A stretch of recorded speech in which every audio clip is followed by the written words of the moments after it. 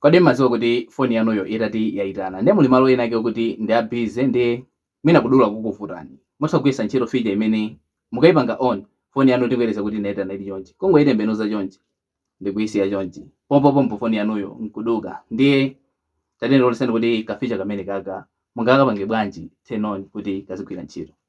Ndiye chimene mukuyenera kuchita ndi kusegula application uyu wa phone. Kenako ndikupita apa pali madoti atatu. Kenako settings.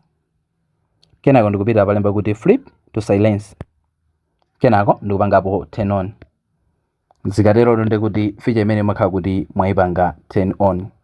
Ndi mafoni ena katha kupezeka kuti mwina ka feature kamene kaka mulibemo. Ndi chimene mukuyenera kuchita so ndi ichi. Kuchita ndikupita ku Play Store.